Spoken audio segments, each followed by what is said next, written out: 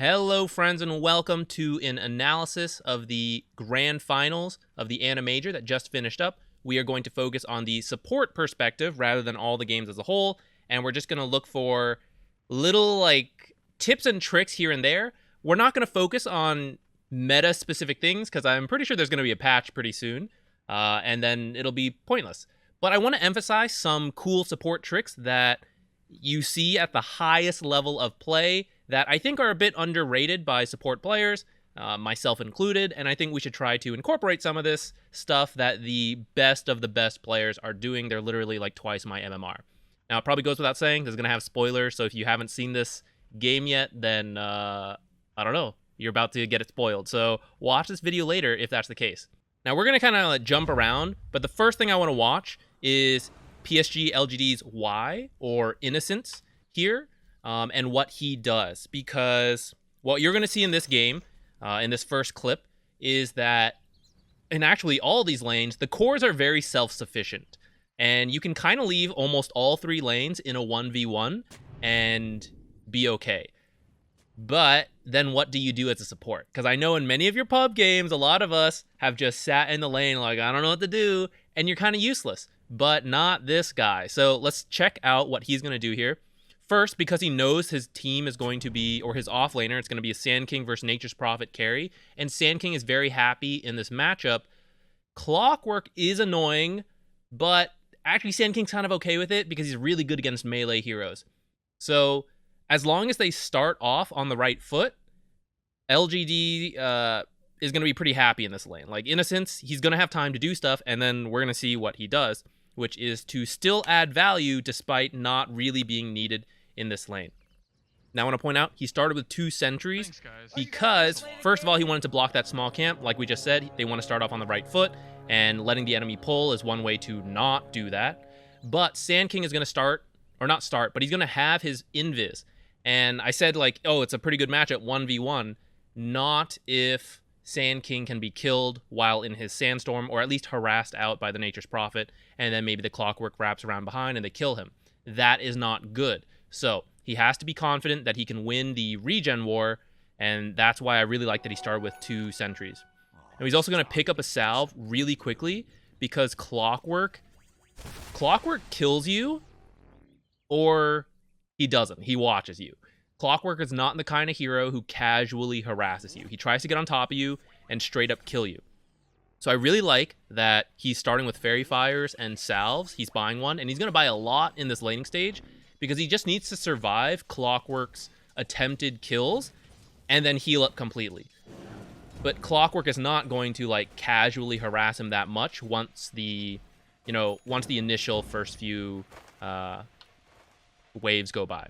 Now I like this, that he kind of baited out pretending to block this camp, but then you see Fly has come up to chase him as Clockwork, and it's kind of what I'm talking about. Clockwork is very scary level 1, but this Fairy Fire is going to save him. He would be absolutely useless in this lane now if he hadn't bought this salve.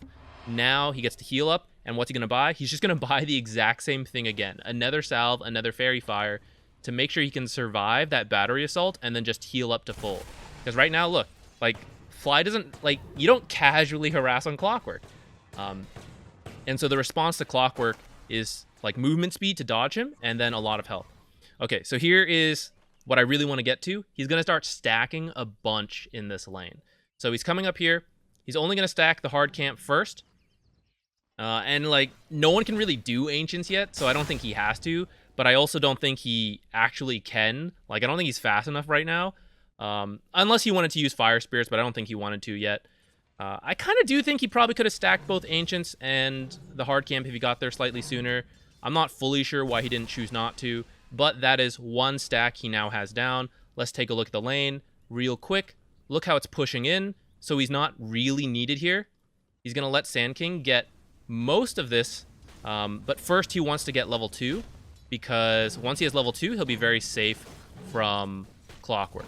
So he's going to be in the lane long enough to get what he needs, and this is okay.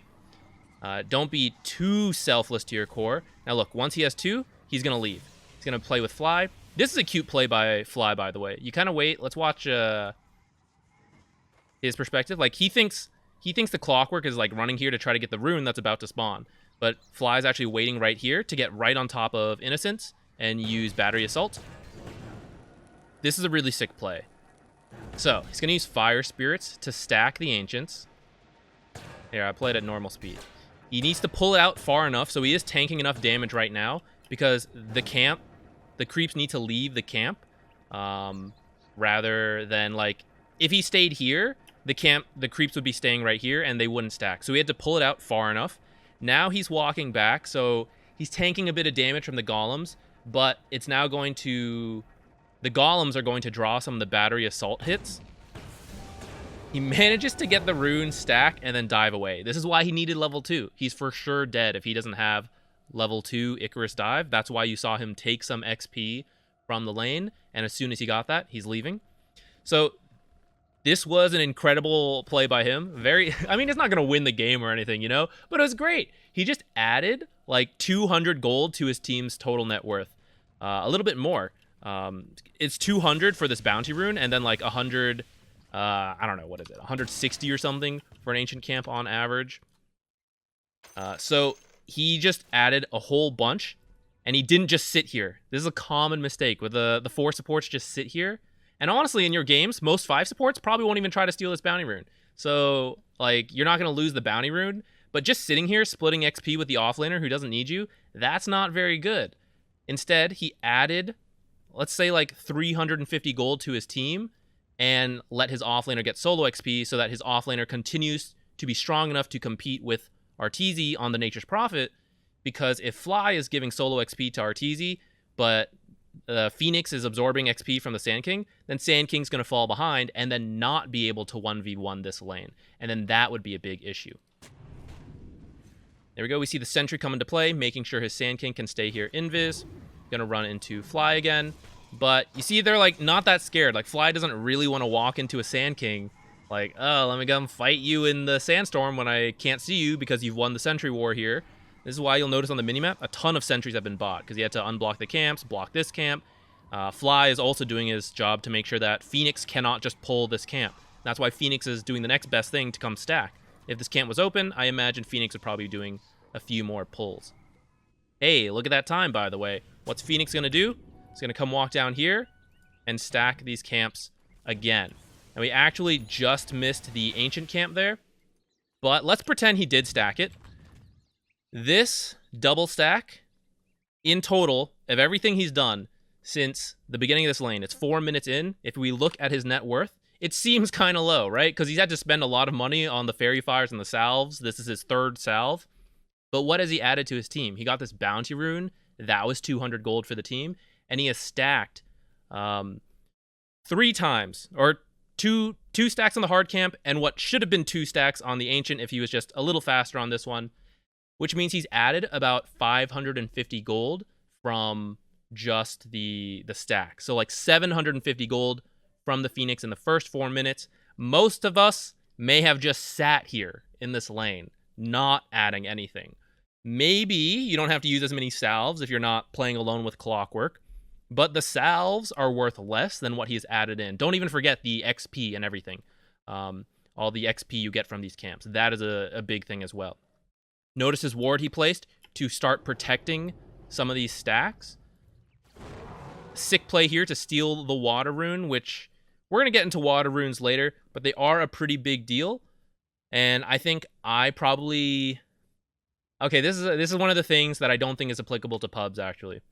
I think at the highest level, the water runes are really important to emphasize for the supports, and you'll notice actually both supports are here, and at other times earlier, we'll go back in a second, the Hoodwink actually got this rune as well. So it's really important because the mid laners are at this level where any small advantage changes a lot. But in our pubs, that is not the case. It's very hit or miss with what mid player you have. Plus, at these guys, they can leave their offlaners, their carries alone, and they know they're going to give the proper respect to the enemy and not die 1v1 or 1v2 while the supports are gone going for these runes. I don't have confidence in my pub teammates. Even me, like that's 6k. I think I could probably do it, and I will try to put more emphasis on getting the water runes, because I think mid laners tend to be ragers, And I think if I successfully secure runes for my mid and deny them from the enemy, that might just like, that might win me the game. And I do know that there are mid laners in my bracket that are, like, most of them are competent enough that if they have a good start, they can win the game. Depending on your MMR, you may not feel the same, and then you don't have to emphasize, like, going for these runes. But Innocence has a nice little steal here from Fly. Doesn't really matter. Fly could have picked it up here anyways, and it would have denied, like, these guys from being able to pick up the runes. Going back in time a little bit so we can look at the bottom lane this time. Crit is trying to pull the second wave here. If you can, and you usually can, you should probably try to contest this, and, well, I'll just show you guys. So, Hoodwink's going to come and attack Crit. Crit is trying to block these camps. He's going to get stunned up. It's okay to use spells here, because every time the creeps hit the enemy hero, you're getting a fantastic trade. You'll notice Crit isn't really trying to fight at all. He threw out the stun, but most of the time he's running away. Why? He can't trade with Hoodwink. There's 4 creeps following him. He will for sure lose this trade. He's forced to just run away. So even if you can't stop them from doing this creep drag, you can make them take a lot of damage and make them pay for doing this. You might be able to aggro the camps depending if they mess it up. So it is good to follow, and you may be able to screw it up by aggroing the neutral camps to effectively do a pull. But that doesn't always happen. That's okay. But look, by chasing Crit, he forces Crit to have to run into the tower a bit. Crit doesn't want to do this. You actually want to hold this creep wave out here for this creep wave to meet here, and this helps to establish equilibrium here. So when you chase the enemy support doing this creep drag, they still can't turn around and fight you because there are 4 creeps here and their creeps aren't here yet. So they can either, if they have enough health, they might try to tank it out here and just take the harass you're getting for free, which is still good for you. Or they realize, I'm going to die if I stay here. I have to go under tower. And that means the tower is going to help kill this creep wave, which means you're not going to get stuck here with equilibrium because these creeps are going to die. And then this creep wave, they might stay here for a little bit, but then they will ultimately push forward. Axe is doing the high-level play of dragging it around. In your pubs, you probably won't get players who know to do this. You can tell them if you know that they should. But watch, Axe pulling it around so that this creep wave will fight with this creep wave, and then over here, Lion, he tried to drag it out by running horizontally so that Ice could get here to catch the creep wave. Didn't quite make it in time. Ice did catch several here. In many of your pubs, your offlane or your carry are probably still here. So if you do chase, like the Hoodwink did to the Lion, then odds are you will make the support run under the tower. And notice that Ice is trying to pull them back out so that the equilibrium can stay here. If you can do so safely, you do want to try to stay in this area so that you can get some XP from these creeps if they do die. Hoodwink is doing a great job. This is about as far as you can possibly stand and still get XP from this creep wave. So this is the safest place Hoodwink can be while still getting XP. So this is really good positioning on his part. And you notice he's still like sticking around, trying to like do a little bit of poking. One range creep is going to get denied, but he at least was in the area. Now he knows, okay, no other creep's going to die, so now I can leave and start to go think about pulls and stuff like that. And now look where equilibrium is starting to meet because of all of that. In combination of what Hoodwink did and what the Axe did, the creep wave is now meeting here. If Hoodwink had just let Lion pull the whole creep wave, it's going to get stuck here for a really long time, and Axe is not going to be happy with that. This lane actually went quite well for them, but at level 2, Axe does not want to be up here against a Timbersaw and a Lion. Like, as the levels get further on, as they get items, that might become okay, but right now, it's not. So what Hoodwink did was really important to keep this lane competitive. It's not even like gaining a lead or anything. It's just to negate the effects of what creep dragging can do. And this is something that could technically be patched out, but it's been in the game for quite a while, so even no matter what the patch is, I think this is quite useful to see that you guys should try to do safely. Don't go too crazy. Don't go too hard and die, because then that has a negative effect. But yeah, don't let them just pull for free. Now, I mentioned it earlier. You notice Hoodwink came over to help secure this water rune, so Razor gets a bottle refill. And I want to point this out, because Fly was trying to secure... Okay, don't make fun of him, okay, guys? Let me show you his perspective on what happened. He's here securing the rune. For a second, he moves his mouse to the minimap as the Phoenix flies over. He doesn't make it in time to click it. What that means is that Razor has refilled his bottle and Abed has not on the Lina. So what does Crit do? This is something I think is really cool at the highest level. I don't think you guys need to do this in your pubs, but watch. Crit has Tranquils. He's taking a lot of damage here. He doesn't have to go back. He will heal all of this up, and he's missing some mana. He could buy a Clarity. He could buy, or he could just wait till he's like level 3 and then mana drain something. I don't think he has to walk back, but he chooses to walk back and then waits a little bit to get full on resources, TP's mid to refill Abed's bottle. The bottle refill is quite a lot of value. We have an old video on it if you want to check it out. It did cost Lion 100 gold, though, to teleport here and to use up a TP. Now, he is still adding in more value to his team by refilling this bottle and helping Lina stay competitive. Look how low Lina's mana is. If she doesn't get any more mana, this Razor's going to be able to bully her out, and she can't really respond because she can't use Dragon Slave that many times. She can't use it to farm any of these stacked camps that Lion spent a bit of time earlier. I didn't show it, but he spent some time stacking here. She can't do any of that. She just slows down without mana.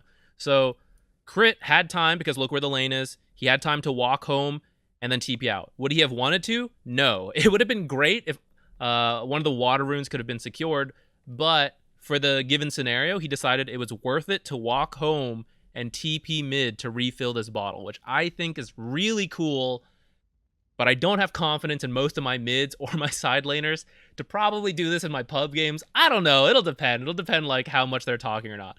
But I think this was really cool.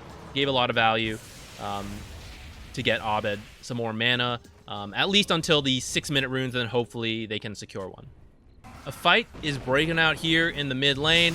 This is not that important. I want you to see Crit's perspective when he dies. He's dead. He can't do anything. A lot of people at this time just kind of, I'm dead. That's it. I'm just going to sit here. I'll wait. Sometimes you alt-tab, you like type to some friends, you change songs, things like that. I want you to see what highly competitive players do when they're dead. Look at him. He is clicking all the different heroes to see what's going on. He's keeping an eye on the fight. He's checking on his own team. They can talk. It doesn't matter. He's still gathering the information himself. We can't even fully see what he's looking at. But, I mean, just take a guess. As he's clicking every single hero, he's probably checking their items. He's keeping his eye on the minimap. He's checking how close to that tower. Can it be denied? He was dead for 20 seconds. He gathered more information than I do in a whole game, right? I always forget to click enemy heroes. He is keeping informed. If you ever wonder, like, oh, wow, how do pros always know, like, to be here or there at the right time? How do they know to, how do they know the timing is coming out? They're watching them. They're gathering all the information constantly. And this is something we can do as well, but it's a very hard habit to build, I know. And it's not so obvious. Like, sometimes you can see what people are doing. Like, we talked about pulls and stacks and things like that. It's not easy to see what people are looking at on their screen when you're watching a replay, but I promise you, Crit is one of the players I notice more. His screen is constantly jumping around as he clicks different things. Other players, not as much, some just as much, but I promise, anytime you watch a support player when they're dead, or any pro player, you'll often see them click around a lot to gather this kind of information. Bonus fun fact here, look, he's just like hiding, not showing until he waits a little bit for the axe to run away. I like that. Don't completely reveal yourself when the enemy core is like really close by, could kill you. It's okay, just let the creeps get hit a bit. Notice where he TP'd out of sight. This is going to be a later point, but at this level, positioning is very important. And sometimes just staying out of sight, teleporting into trees, waiting there for a little bit, that is actually a really big part of making the enemy unsure of where you are, and to not just get free kills, to see you under the tower, and then they don't care. They are a Vanguard axe. They blink, kill you. But they wouldn't have done that if you were behind a tree out of sight. Things like that are very small. It's not so obvious, and like pros don't usually talk about like, whoa, look at that lion standing behind the tree, incredible. But it's actually really important for why high-level supports tend to have less deaths than you. It's because they are constantly doing these small tricks, these positionings behind trees, out of sight, stuff like that. But we will go into that a little bit more later. I'm going to jump into the second game here. They are pushing the tower. It's the 5-minute catapult wave. Death Prophet has level 6. Jin Q is going to make his way over. He's the position 4 Shadow Shaman this game. And I want to point out his positioning. So he gets the D ward, brings a sentry because they want to push this. They want to make sure the enemy doesn't have vision, and turns out they did. So actually, let's go back and look at that. Imagine a fight does break out here, and that has been happening. Let's look at Radiant Vision. If a fight breaks out here, this would be great for them. Look how much they see here. They may not have had this ward, but he just wants to make sure that just in case a fight does break out, I want to make sure they don't have vision, drops this sentry, removing this vision. Now look at what they see. Now they don't know, did Brewmaster teleport in? Did Enchantress teleport in? I mean, they can see them on the minimap right now, but maybe they go out of sight.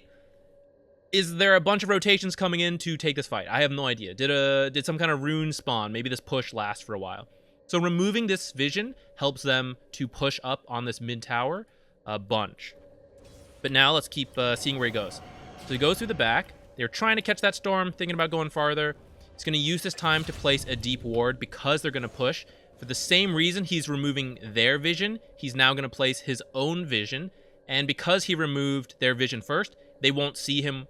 They probably clicked him and saw he had a observer, but he's now been off site for a while. So like the last time they saw him, he was here. By the time they see him again, so actually we'll keep playing, it's going to be a while, and they're not going to be sure, like, did he drop one like right here? Or like he could have walked here. He could have walked like all the way back here. He could have walked back here. So when placing an observer ward and you know that they saw you with one, the longer you can stay out of vision, the less they know. Because if they see you here with an observer, and then they see you 5 seconds later and you don't have one, they know, okay, within 2.5 seconds of walking is where he placed his observer. It's somewhere here. But even if you did place one here, if you just stay off site for like 10 seconds, now they don't know, like, oh, it could have gone all the way up to here. You stay out of sight for 20 seconds. It could have gone all the way out to like here. So the longer you stay out of sight, the better. But also look where he is standing now. This is, remember what we just said? Crit earlier TP'd into the trees to stay out of sight so the enemy doesn't know. He is the support. He's not as important. So he is going to stand here to provide vision for nothing to say to, it's still a little risky to push a tower, but it's much safer now because the support is checking the dangerous area to make sure that no one's TPing in on this tower push. So he's going to stand here, and if he dies, he dies. But guess what? If he dies, hopefully nothing to say doesn't die, because the teleport happens like right here. So notice they stay in the area, and now as they decide to back out, now he leaves. He does end up dying, but it's kind of a different issue. But they were kind of done with the push by the time he left. If they were going to commit to that push, he would have stayed here longer, still staying out of sight. He only left because his team was backing out. I swear. I'm guessing. I don't know. These guys are twice my MMR. What do I know? Let's look at a play from EG's side. It actually doesn't matter. Oftentimes, I'll get this question. How do I place deep wards without dying? It's so scary. Of course it's scary because you have no vision, right? If we look at EG's vision right now, what if Fly wanted to go ward? He has to just blindly walk here and hope the enemy doesn't see him. And if they do, he's probably dead, right? If they see him come up here, they could kill him. So he could smoke by himself and walk up here. And if no one's here, then he'll probably ward successfully. But what if he does find an enemy ward and he needs to spend time dewarding it? They can rotate and kill him. What if he does walk into someone here, even though he's smoked? He's going to die. So how does he ward here safely? You bring your team. You bring the boys. So they smoke up. They make the movement. I know this is a bit hard to do in pubs sometimes. If you ever play with teams or you're at the level where smoking isn't the weirdest thing in the world, you can push up, make a play, and now that someone is dead, now that your team is nearby, now you can go ward. So look, they get that Death Prophet pick off. He's going to place his sentry and his Ice Vortex on the cliff. So now he does have to deward. They found a sentry. He can stand here and hit this, and he's not worried about someone running in to kill him because the enemy knows Earth Spirit and Storm Spirit are here. Probably a bad idea to jump that AA right now. Now, if he wants to place a deep ward, he can. The enemy's kind of nearby to see, so he doesn't have to. He's going to place another sentry to block this camp. Kind of a combo purpose here. He's blocking the camp against a Terrorblade. Also gets another D ward. And now that, look at his vision. He's very confident that they don't have an observer here because he has a sentry here, and they had Ice Vortex up here. So there's no wards in this area. So if there was an observer ward, it's probably out here, and that observer from that far won't quite see what they're doing over here. Depending, like, actually, if an observer was like right here, it probably could see them, but it'd be a little weird for them to have an observer this far back, though funny enough, they do. It's just like just out of sight over here. And actually, let's go ahead and click it. So yeah, so this observer can't see that they're over here, and so they can't fully confirm that a ward gets placed up here, which they do decide, okay, we're going to place this observer up here. So, Ancient Apparition and Crit, I actually don't know who played it here. Either support does not want to blindly walk into the enemy jungle to place an observer ward. So what you should try to do, make a play with your team. In this case, they smoked, they moved up, they got a kill, they backed up together, they placed the observer ward. Zach, it's really hard to get my team to smoke. That's okay. Sometimes your team pushes up, right? So someone like, let's say you have a off-lane Viper pushing this lane. You push with them, you push up to this tower, and now you can quickly stick your head in here, check for wards, drop your own observer ward. So you got into their jungle by just pushing the lane first, and then you're here. So you went with your team, then you broke off, you did spend a bit of time on your own, but this is overall much safer than going, well, I need a deep ward, let's just walk in, fingers crossed. It's very scary that way, especially because the enemy tends to have observer wards along their own jungle entrance, but they don't typically have observer wards in their own lanes to see you push up. I mean, they see you push up because of the creeps, but then when you step in back here, wards back here are less common than wards up here, which means you get to place your observer ward deep in their jungle, and they may not have seen you. Maybe they do, maybe they don't. It's kind of a, chance game. You can never be 100% confident when warding, but that is one way to do it if you can't get your team to smoke. But if you do have that communication, that is a great time to place those deep wards. Make your smoke play, you're safe, you're deep on their side, boom, perfect chance, place the wards. Which, let me add on, make sure you have observer wards. Don't place like, oh, I'm scared to move into their side, so I'm just going to place all my wards on this side. Then your team doesn't make a smoke play. Oops, you don't have an observer ward. So if you can, try to hang on to like one observer ward so that if a play like this does come up or your team does win a fight, they do push a lane, something like that, that's your chance to place your deep ward. Make sure you've got one ready. Just in case you're not convinced by that, here's another example now of LGD smoking.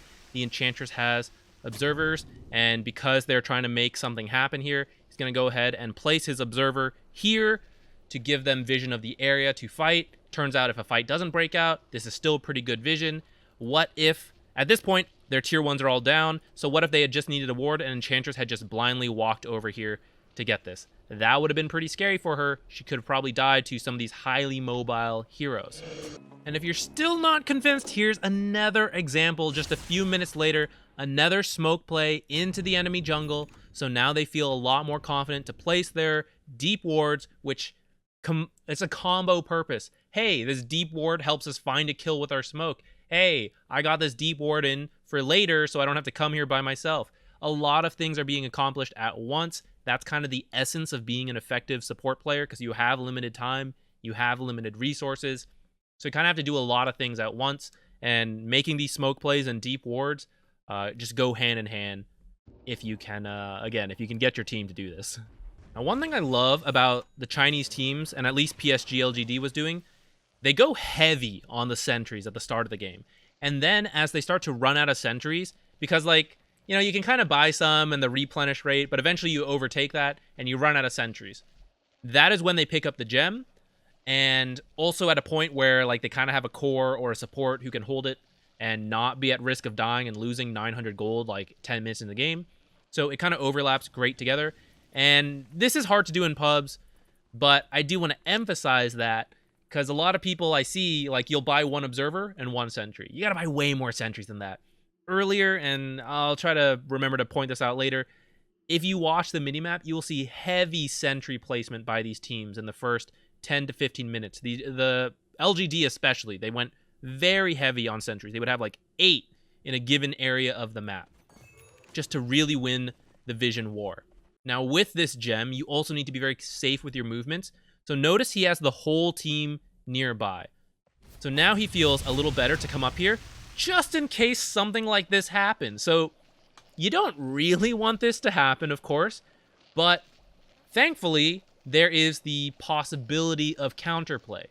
If Enchantress did this on his own, walks out here with a gem, finds an observer, great. I was looking to deward. The enemy saw you walk up. They're going to kill you now. They're going to take your gem. It's not very good. You have to come up with your team, whether you have a gem or just sentries, because same deal. You're just using sentries, fine. You don't have a risk of losing a gem. But you place a sentry, you find the observer ward, great. Storm Spirit's going to kill you now. You have to have your team nearby. So because the team's nearby, guess what? He can be saved. He can force staff back, and they see the others nearby, so they're just going to leave. Tried to walk up to get it again. Guess what? Now a whole team fight can break out. I think he is going to fall with the gem, but guess what? His team is nearby to at least attempt a response play. So you can't walk up here alone. You have to have your team. When could you walk up on your own? When the enemy's dead. So a fight broke out shortly after the last clip I showed you. Now he's pretty confident that these guys, actually these are the two heroes that probably could kill him on their own, but the fight just happened. They've expended all their resources. It's unlikely they're going to jump this Enchantress, especially when Enchantress has 3 other teammates alive. So now it's okay to come up here by yourself to get these observer wards. And even then, Shadow Shaman was behind the Enchantress to help back him up. So it's a very common mistake by supports. This is how they rack up deaths. And if you ever end up in like 9+ deaths frequently, you're probably doing these things that we've talked about. Either you're positioning, you're always showing, TPing right into open space, never standing near trees, or you're trying to like place these deep wards or D-ward completely by yourself because you think this is what supports do. And it is, but it is not always a solo activity. You frequently need teammates near you, which I know is tough in pubs, but if they're not moving with you, then you have to do very safe wards. You know, if we look at their minimap, which by the way, here you can see some of the high sentry usage we talked about. Let's say you don't have a team playing with you and you need to place an observer ward. Then you can probably only walk up to like somewhere here to place your observer safely. Not the best, not optimal, but neither is walking up by yourself and dying and losing an observer ward that you did manage to place right away because they saw you. So keep that in mind. This is a very common cause of death for support players. Now let's actually continue that idea of not dying as a support player. Let me show you how Shadow Shaman will de-push this wave. Because what a lot of you will do is simply walk up, cast your spells, and keep auto-attacking this wave, and keep attacking, and then suddenly a Storm Spirit comes and kills you. Watch how Jin Q walks up to de-pushes. Comes into the trees, he casts a spell, and just walks away. He doesn't care about last hits, he just needs to de-push the wave, which casting an AoE spell will do, even if you don't get last hits, because there are no barracks down. All these creeps are equal. If you just take away a chunk of the health of the creeps, then your wave will start to push. So he showed himself. Let's switch to Radiant vision. So here is the Radiant perspective of what just happened. If you're not watching right here, look how quickly that was. That was 1 second. So let's pretend you're like Viper or something. Okay? You're like last hitting these creeps, you're AA. Keep an eye on this minimap. You may have completely missed that. You have no idea that Shadow Shaman showed right here.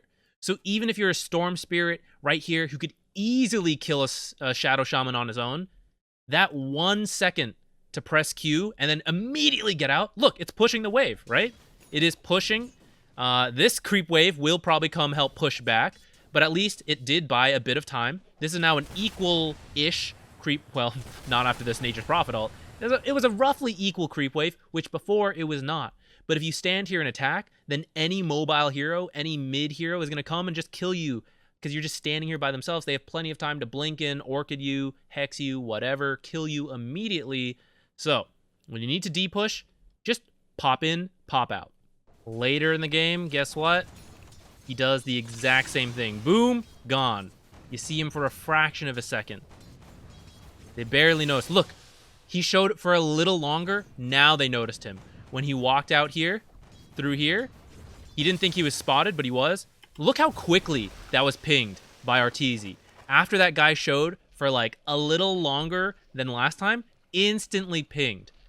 You're going to have a lot more leeway in your pubs. Your pub players are not nearly as observant as these guys. So, do you have to go to this extreme in your pubs? Maybe not, but it's a really good practice to snake your way through trees if you can, barely touch the wave. Well, actually, you're going to hit the wave, but barely show, and then immediately get out. Don't worry about getting all the last hits, or if you do want to get the last hits, do what Jin Q did here. He casts the spell once, waits, and then comes back, casts it the second time, and then gets out immediately, instantly blinks out to run away to safety. A very safe play, but still accomplishing what he set out to do, which was to push this wave and get a few last hits. Many people will get killed here by staying and showing themselves for far too long. Speaking of safely split pushing, I want to show you something Faith Beyond is doing. I know he's the offlaner, but anyone can do this, including supports if you have like AoE spells or anything. So I do want to show this. From their perspective, it's very risky. So he decides to come wait in these trees. What a lot of you will do when you get scared is immediately run back or TP home. Let's imagine a world where Faith Beyond does that. Are there any creeps here? No. So he spent 100 gold to TP back. He's lost his ability to rotate. And he's just not going to get any gold here.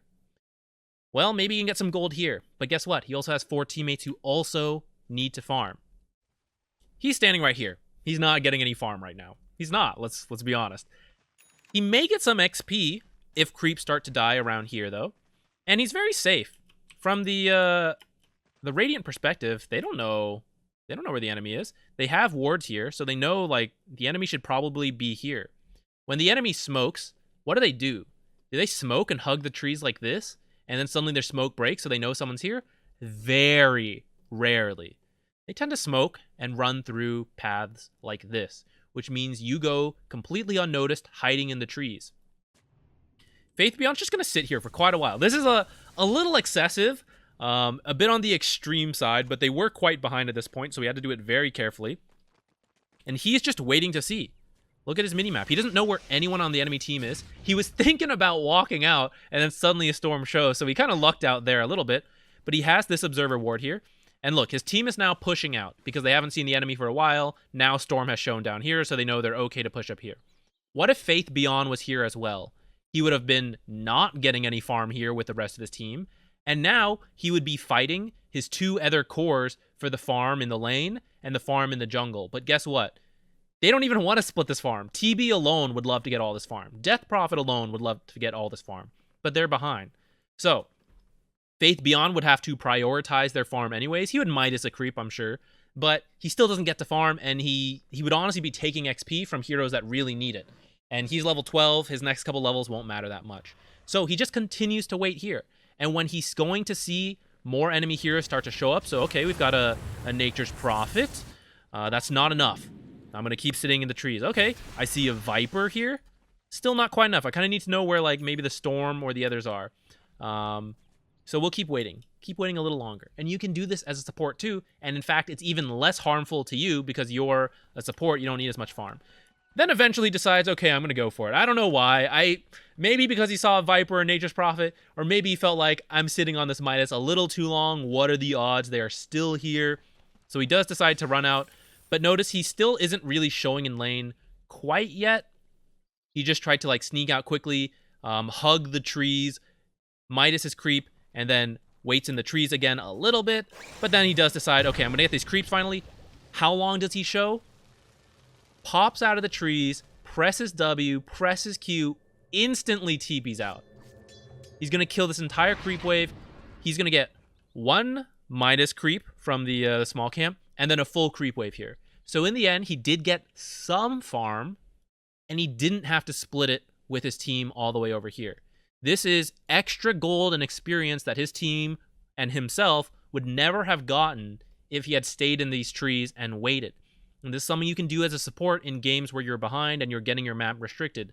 Don't just absorb golden XP if you can help it. If you get scared, you don't have to always run away. Now, it might depend if they have good ways to check trees, then yeah, maybe you do get out. But if you feel like you can risk it, and I promise you, a lot more often than you think you can risk it, just wait in the trees. Literally just wait in the trees, look at your minimap, and wait till you see a bunch of heroes show mid. Then it's safe to walk out. If you don't see the heroes, you keep waiting. He sat in these trees for like a minute and a half. Let's go back. Let's watch EG's perspective on that. So I'm EG. Look, we've been looking for a smoke kill so long. We never thought to look in these trees. I'm just hitting this tower. Oh, look, there he is. Oh, he's TPing out already. You barely see it. If we look at the minimap again, watch. Pops out for a second. They ping him immediately. He's gone. Even if Storm wants to zip, he won't make it. If Storm was like in this area, yeah, he probably gets caught. But that's why he had to do it so quickly and why he didn't spend time hitting creeps, you know, wasting time here, because those extra few seconds could have gotten him killed, especially against his highly mobile lineup. You can do this as a Shadow Shaman. You can do this as Jakiro. You can do this as a bunch of different supports who walk out, cast a spell, and then TP home. Okay, Shadow Shaman actually can't do it quite as easily, especially not without maxing Ether Shock. But say you have the Shard, you can like Shackle one, Ether Shock, TP out. Maybe you don't get the full creep wave, you get a couple though, and you help to de-push the wave a little bit. That's still something. It's better than sitting in your fountain, waiting here, stuck in your camp. This is a really good play to learn how to do, to just wait in trees, watch the minimap. When it's safe, you pop back out, grab a bit of farm. Maybe you don't even have to TP out. He TP'd out because he didn't know where the enemy team was. If you see them, you can stay. But if you don't know, and you're like, okay, I'm sitting here too long, try to do this kind of play. It's really good. Now, this was the turning point of Game 2. I want to show you Jinkyu's positioning here. Look at him way in the back, waiting to look for what he needs. He's bought the BKB, by the way. Many people I know when playing Shadow Shaman, you're tempted to get the shards, to get the ags, refreshers. It's not what he needs to do. He just needs to lock people down and not get silenced and killed by magic damage, which the team had a lot of. So he gets the BKB to kind of guarantee that he gets his spells off, which is all he really needs to do. His team will provide the rest of the damage. So he keeps his distance, BKBs before blinking in, so you don't accidentally blink into a silence, guys. That's very important. BKB first. Blinks in, ults Arteezy. Look how quickly he hexes Abed, by the way. I know we're on slow motion. I'll rewind this in a second. Okay, we'll do it right now. Here's normal speed, guys. Check out, look how fast he hexes Abed. This is crazy. This guy's reaction time is on point. And that's going to happen again in a second. Look, he gets the full shackle off, which definitely doesn't happen if he doesn't have a BKB. He's dead already if he doesn't have this BKB. Barely not caught in this vortex. Hexed immediately. This guy's so fast. I do think this was kind of good on positioning. I don't know if intentional or not. I think a lot of people would have ran straight back, but notice where his mouse is. He is clicking to the left because he doesn't want to stand that close to these guys, which is just a generally good habit to have. And because of that, you know, you could say there's a bit of luck. He was very close, but he doesn't get caught in the vortex. And anytime you're playing against AoE spells, it's generally good to try to keep that distance. Now he does die in the end, you know, but still pretty sick hexes there, I think. And it's certainly not going to happen if he stands up front way too close. He will get picked off immediately, and Storm will know to stay away. We're jumping to Game 3. We're looking at Crit's Tusk right now. Guess what? They're pushing mid lane around the exact same time. Guys, what do you think he's about to do here? Where do you think he's going to stand? He's going to come out here. He's going to come check the trees. And he's going to wait in this area to make sure that no one can TP in. Oh, look at that. Someone's TPing in. Guess what? Because he's right here, providing vision of that, they get this free Mirana kill. I kind of think Mirana maybe should have canceled the TP because I think she should have seen Tusk when he stuck his head out through here. But they would not have seen Mirana TPing at all if Tusk was not standing in here. So can TA do it? Can your mid laner do it? I mean, sure, but it's really risky for them, right? You're just a support. Your vision here could save your mid laner's life, could get you a kill like this, and it's no coincidence that Jinkyu on Shadow Shaman and now Crit on Tusk are making these plays to reveal this part of the map. This is the most dangerous area that people could rotate in from without you knowing. So as a support, they are providing the vision, if not with a ward, with their own bodies and lives to make sure that their cores can stay safe and push this objective. If Crit does not stand here, Abed does not feel comfortable to hit this tower because people could be rotating in and he wouldn't know it. I mean, you can if you see them on the minimap, but like if they disappear from the minimap for a second, even if it's just a moment, they could immediately be TPing to the lane and you have to be backing out. So unless you have that information right away to back out, you may stay a second or two too long by the time you notice that they stop showing on the minimap and then you're dead. So stand in these like little spots when you can, and they are bringing the team to do this kind of play. And especially because heroes are showing, I should qualify the statement. If no one was showing, he would actually be scared to walk in here because the enemy team could already be here smoking in. It's because he sees them on another part of the map and needs to confirm that they are not going to walk into this tree for a moment and immediately TP in here. And he can confirm that by standing in these trees.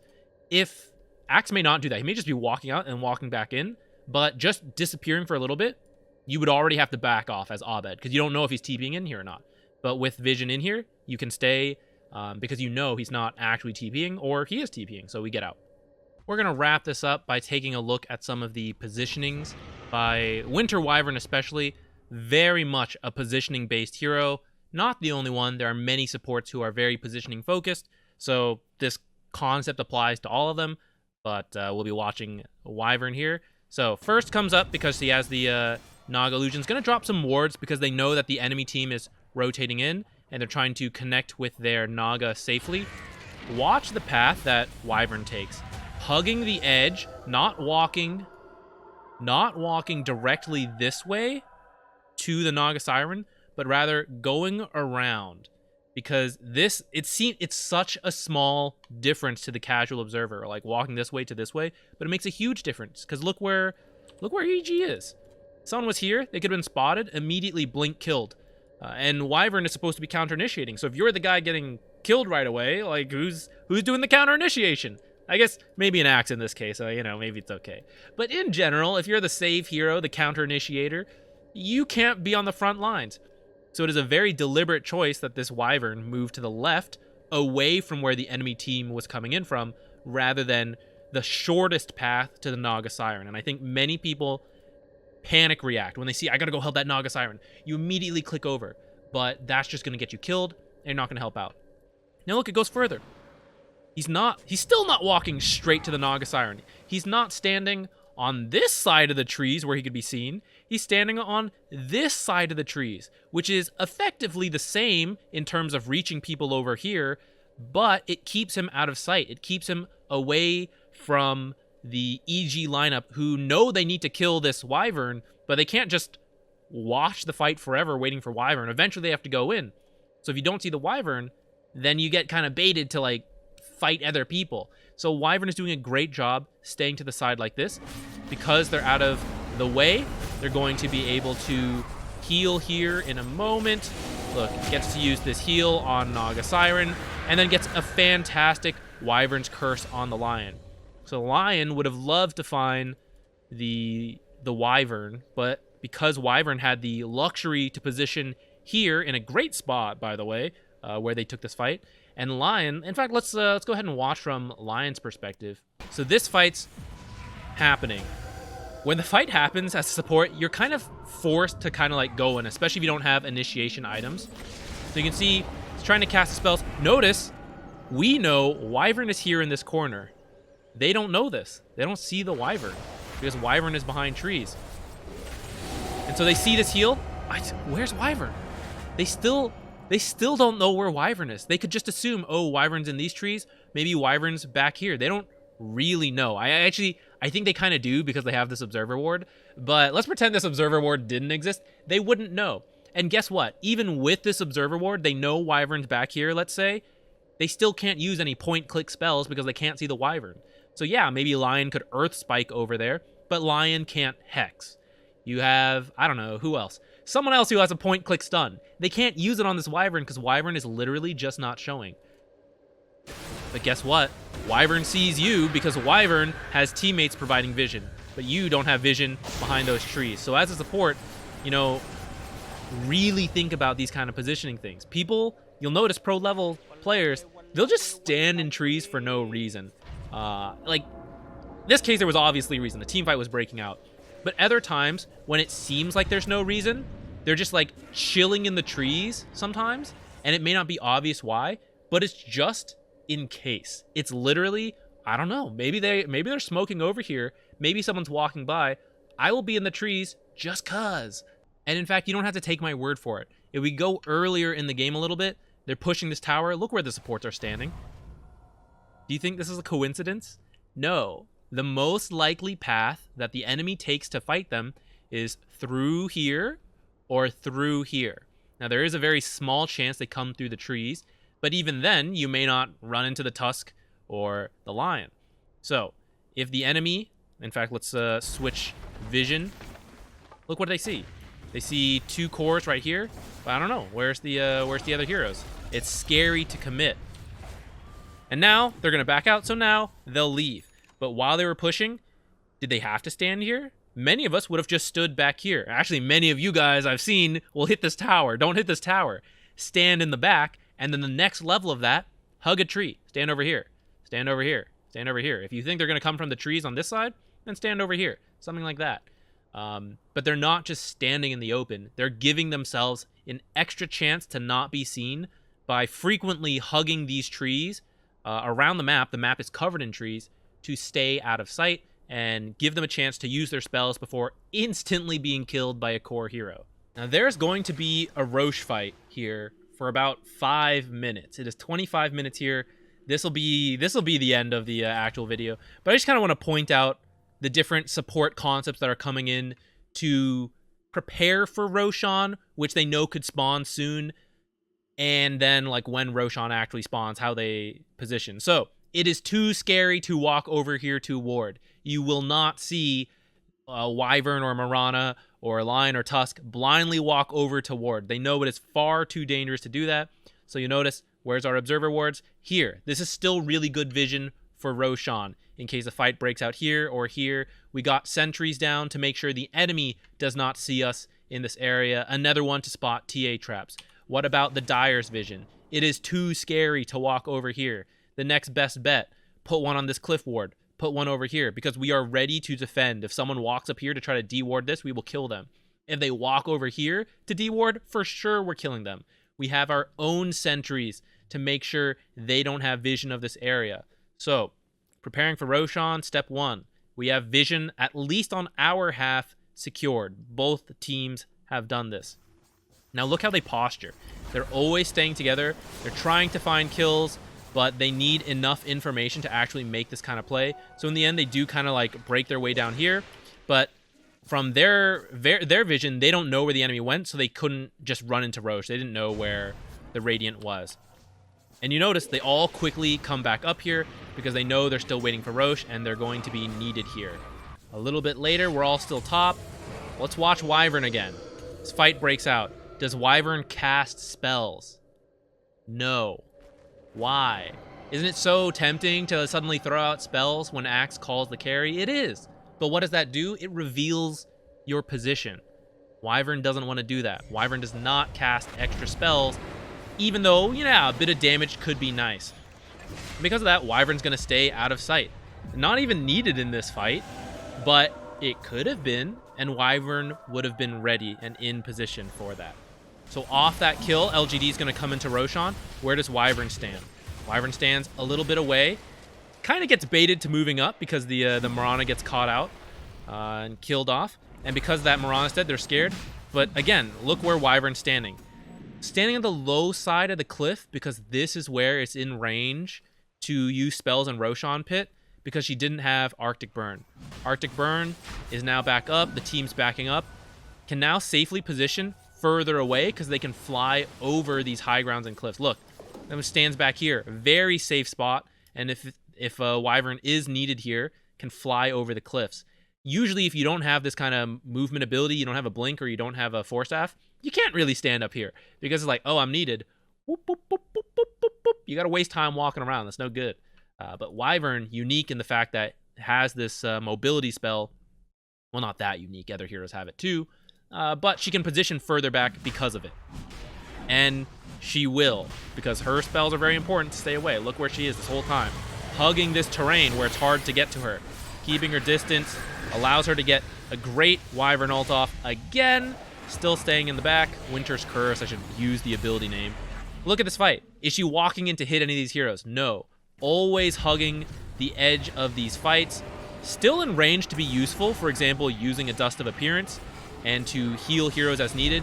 Now kind of poking with the slow a little bit so that the teammates can help chase. But it's not for damage. It's for the slow of the ability. I can't believe TA gets out here.